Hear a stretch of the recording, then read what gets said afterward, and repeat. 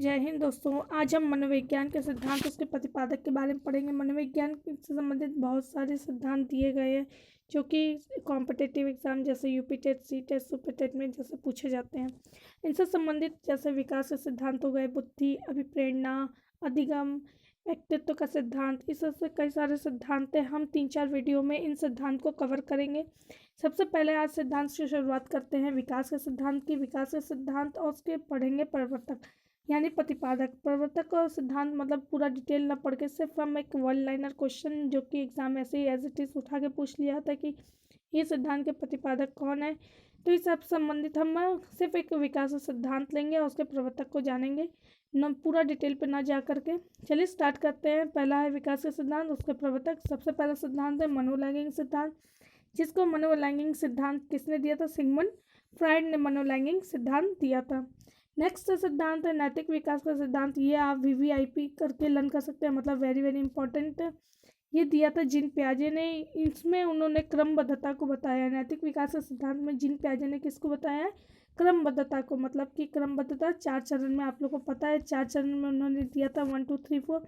इनमें क्या है? एक क्रमबद्धता है, मतलब ना पहला वाला चरण लास्ट में जा सकता है, ना लास्ट वाला चरण पहले में जा सकता है। मतलब एक दूसरे में कुछ चेंजेस, इंटरचेंजेस नहीं हो सकते हैं।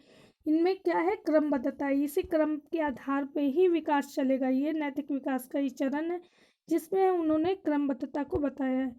नेक्स्ट आते हैं समान प्रतिमान का सिद्धांत। समान प्रतिमान का सिद्धांत भी बहुत इंपॉर्टेंट है, इसको भी आप लेके चले। गैसल और हॉरलॉक ने दिया था समान प्रतिमान का सिद्धांत। मनोसामाजिक विकास का सिद्धांत ये इरिक्सन ने दिया था। इरिक्सन द्वारा दिया गया कौन सा सिद्धांत है? मनोसामाजिक विकास का सिद्धांत। संज्ञानात्मक विकास का सिद्धांत। संज्ञानात्मक विकास का सिद्धांत किसने दिया था? जीन पियाजे ने। ये भी बहुत इंपॉर्टेंट है, आप लोग को पता ही है। आई थिंक ज़्यादातर लोग को ये लर्न भी हो गया होगा। परस्पर संबंध का जो लोग तैयारी कर रहे हैं सी टेट, यूपी टेट की, उनको ये चीज़ पता ही होगा। संज्ञानात्मक विकास का सिद्धांत किसने दिया था? जीन पियाजे ने। नेक्स्ट है परस्पर संबंध का सिद्धांत। परस्पर संबंध का सिद्धांत कह दीजिए या फिर प्रयास त्रुटि का सिद्धांत कह दीजिए। ये दिया था क्या नाम है? थॉर्नडाइक ने। ये विकास सिद्धांत संबंधित है। विकास की गति का सिद्धांत ये दिया था डगलस ने और हॉलैंड ने। निरंतर विकास का सिद्धांत ये दिया था स्किनर ने। व्यक्तिगत विभिन्नता का सिद्धांत ये दिया था हॉरलॉक ने दिया था। मतलब कि व्यक्तिगत विभिन्नता होती है, प्रत्येक व्यक्ति जो होता है वो अलग होता है, चाहे वो मतलब कि उनको सेम अगर देखा जाए तो जैसे कोई एक टीचर जो होता है क्लास में सभी लोग को एक समान पढ़ाता है, लेकिन कोई बच्चा वही लेक्चर को ज़्यादा सुनकर ज़्यादा समझ जाता है, ज़्यादा सीख जाता है। कोई वही लेक्चर को सुन करके नहीं कुछ समझ पाता है, कम सीख पाता है। तो एक ही उसमें बच्चों में मतलब कि हम कह सकते हैं हर व्यक्ति में क्या होती है? अलग अलग विभिन्नताएं होती हैं। तो ये व्यक्तिगत विभिन्नता का सिद्धांत किसने दिया था? हॉरलॉक ने दिया था। ये भी बहुत इंपॉर्टेंट। भाषा विकास का सिद्धांत ये चॉम्स्की ने दिया था। यहाँ पे देखिए भाषा विकास का सिद्धांत किसने दिया था? चॉम्स्की ने। सामाजिक सांस्कृतिक संज्ञानात्मक विकास का सिद्धांत किसने दिया था? वाइगॉत्स्की। जब भी देखिए एक कीवर्ड याद रखिए, संज्ञानात्मक भी हो जहाँ और सामाजिक भी हो जहाँ, वो समझ जाइएगा कि वाइगॉत्स्की का है। क्योंकि संज्ञानात्मक विकास से संबंधित तो पियाजे भी हैं, लेकिन अगर संज्ञानात्मक के साथ सामाजिक जुड़ गया है तो समझ लीजिएगा वाइगॉत्स्की है। क्योंकि कहीं ना कहीं वाइगॉत्स्की और पियाजे दोनों ही संज्ञानात्मक विकास से संबंधित है। मतलब कि दोनों ही संज्ञान को ज़्यादा महत्व देते हैं, ज़्यादा उसी पर ही अपनी थ्योरी बेस की हैं। लेकिन दोनों कहाँ अलग हो जाते हैं? सामाजिकता पे अलग हो जाते हैं।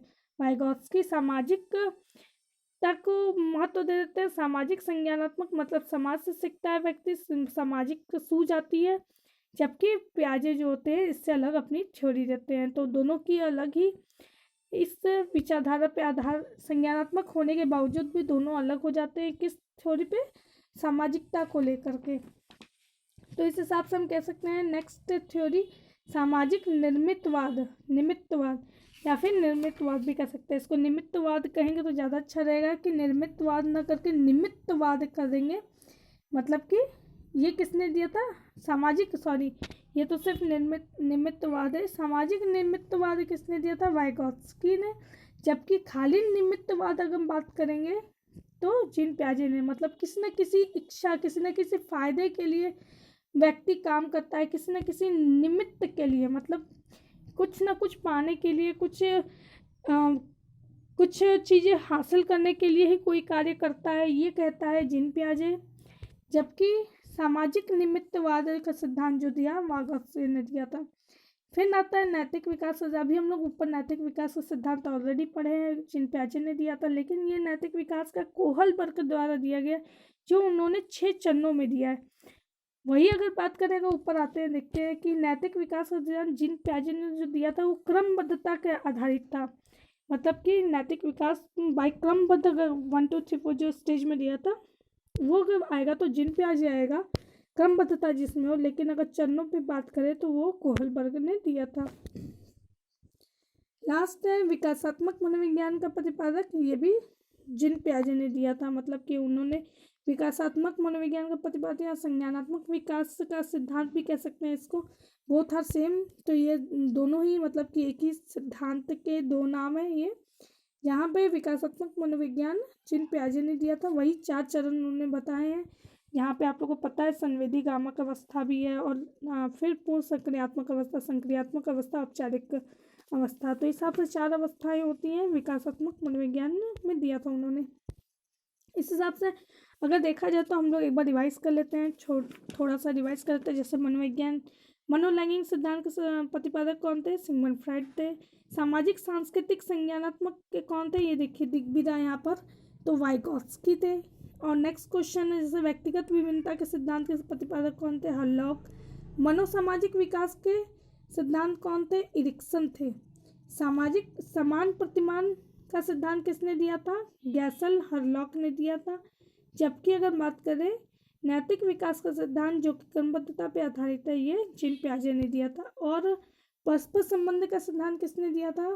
तो आप बताइए, थॉर्नडाइक ने दिया था। भाषा विकास का सिद्धांत किसने दिया था? ये भी बहुत इंपॉर्टेंट है, भाषा विकास, ये देखिए यहाँ पे भी है। भाषा विकास का सिद्धांत ये चॉम्स्की ने दिया था। तो इस हिसाब से अब हम आगे चल लेते हैं। अधिगम स्थानांतरण का सिद्धांत, ये बहुत ज़्यादा सिद्धांत नहीं है ना, बहुत ज़्यादा इससे पूछा था, लेकिन फिर भी जितने सिद्धांत है वो अपने में महत्वपूर्ण सिद्धांत को मैंने लिया है। जैसे आदर्शों मूल्यों का सिद्धांत किसने दिया था? WC बॉगले। जिस हिसाब से सामाजिक, इस कितनी बार होता है कि इस हिसाब से क्वेश्चन आया था एग्जाम में। जैसे अगर हमने बहुत ज़्यादा सिद्धांत तो समर्थक नहीं याद किया, सिर्फ एक ओवरऑल पे अगर डिटेल ना लर्न करके ओवरऑल जिस हिसाब से सिद्धांत और प्रवर्तक दिए गए हैं उस हिसाब से लर्न कर लेंगे तो ये होता है एग्जाम में। ये 4 सिद्धांत दे देते हैं और 3 सिद्धांत देते हैं, और उसमें से एक सिद्धांत अलग सिद्धांत दे देते हैं, मतलब अधिगम से संबंधित या बुद्धि सिद्धांत संबंधित सिद्धांत दे देते हैं। और पुस्तक के इन चारों में से कौन सा अधिगम स्थानांतरण का सिद्धांत नहीं है। इस तरह के क्वेश्चन आए हुए प्रीवियस ईयर रिपीटेड क्वेश्चन में, तो ऐसे किसी भी क्वेश्चन के साथ कर सकता है। मतलब जैसे बुद्धि के सिद्धांत में 3 दे सकते हैं, उसमें से एक अधिगम स्थानांतरण के सिद्धांत दे सकता है, बोल सकता है कि इसमें अधिगम स्थानांतरण के सिद्धांत कौन सा इन चारों में से। तो ऐसे क्वेश्चन बन जाते हैं। तो इक्वल लाइनर क्वेश्चन आपके लिए बहुत इंपॉर्टेंट हो जाता है उस समय लर्न करना। चलिए देखते हैं फिर से। आदर्श मूल्यों का सिद्धांत वागले ने दिया था, बागले ने। सामान्यीकरण का सिद्धांत ये किसने दिया था? जूड ने। सामान्यीकरण का सिद्धांत ये इंपॉर्टेंट है, ये किसने दिया था? जूड ने दिया था। समरूप तथ्यों का सिद्धांत ये थॉर्नडाइक ने दिया था। समरूप तथ्यों का सिद्धांत। नेक्स्ट है समरूप अवयव का सिद्धांत किसने दिया था? ये दिया था वुडवर्थ ने। सामान्य व विशिष्ट तत्वों का सिद्धांत, ये देखिए स्पीयरमैन, ये आपको पता है। एक तो उन्होंने सामान्य कारक बताया था, एक विशिष्ट कारण। ये बुद्धि से संबंधित कारण, अधिगम स्थानांतरण संबंधित कारण है। मतलब कि हम अधिगम स्थानांतरण संबंधित कारक स्पीयरमैन का इसमें क्यों डाले हैं, मेन इंपॉर्टेंट बात ये क्यों है, क्योंकि उन्होंने ये बताया कि सामान्य कारक जो होते हैं वो विशिष्ट तत्वों को सीखने में क्या करते हैं?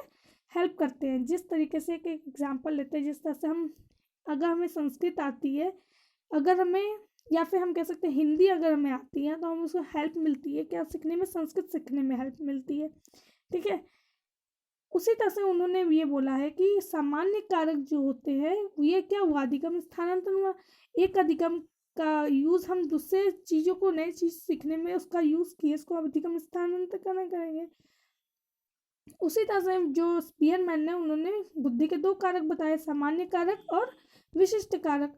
सामान्य कारक को जब हम यूज़ करते हैं विशिष्ट कारक को सीखने में, तो ये उन्होंने अधिगम स्थान से संबंधित इस सिद्धांत को जोड़ा है कि सामान्य कारण हेल्प करते हैं विशिष्ट तत्वों को, विशिष्ट मतलब कि ज्ञान को अर्जित करने में।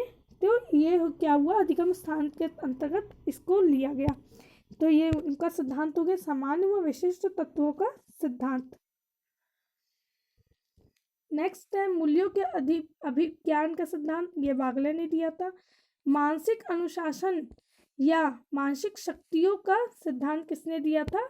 मानसिक अनुशासन या मानसिक शक्तियों का सिद्धांत किसने दिया था? प्राचीन फर्स्ट आलोचना, मतलब हम कह सकते हैं, ये देखिए मानसिक अनुशासन मानसिक शक्ति, एक्चुअल में इसका प्रतिपादक कोई नहीं है क्योंकि बहुत ज़्यादा प्राचीन होने के कारण बहुत सारे लोगों के द्वारा ये कथन कहा गया कि ऐसा होना चाहिए। मानसिक अनुशासन मतलब कि अनुशासित मानसिक शक्तियों के आधार पे लोग मतलब कि वो करते हैं, एक चीज़ से दूसरी चीज़ सीखते हैं कोरिलेट करके, मतलब कि एक चीज़ का ज्ञान दूसरी चीज नई चीज़ सीखने में करते हैं। तो मानसिक अनुशासन बनाए रखने का कारण होता है, ऐसा बहुत प्राचीन मान्यता स्टार्टिंग से चली आ रही है, सबसे पुरानी यही है। लेकिन इसकी चूँकि हम इसमें से एक नाम, इसके संबंधित एक नाम सामने आता है कि पहली आलोचना इस सिद्धांत की किसने की थी।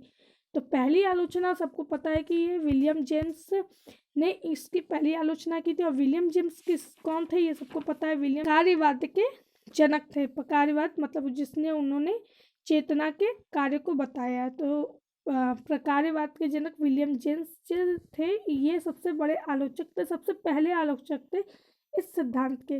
तो इनका नाम इसलिए यहाँ पे लिख दिया, प्रतिपादक तो नहीं मिले क्योंकि प्रतिपादक से संबंधित इसमें कोई है नहीं, बहुत प्राचीन होने के कारण। अब नेक्स्ट है, इसका हम एक बार रिवाइज कर लेते हैं शॉर्टली। देखिए, आदर्श मूल्यों का सिद्धांत किसके द्वारा? बागले। सामान्यकरण जूड। समरूप तथ्यों का सिद्धांत थॉर्नडाइक। समरूप अवयव का सिद्धांत वुडवर्थ।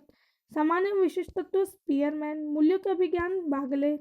मानसिक अनुशासन शक्तियों का सिद्धांत, ये पहले आलोचक विलियम जेम्स। और बहुत प्राचीन, सबसे प्राचीन इस तरह से पूछ सकता है, सबसे प्राचीन अधिगम स्थान का सिद्धांत कौन सा था? तो मानसिक शक्तियों का सिद्धांत था। अगर वीडियो अच्छा लगा हो तो इसको लाइक कीजिए, दोस्तों के साथ इसको शेयर कीजिए, चैनल को सब्सक्राइब करना ना भूलें। Thank you for watching.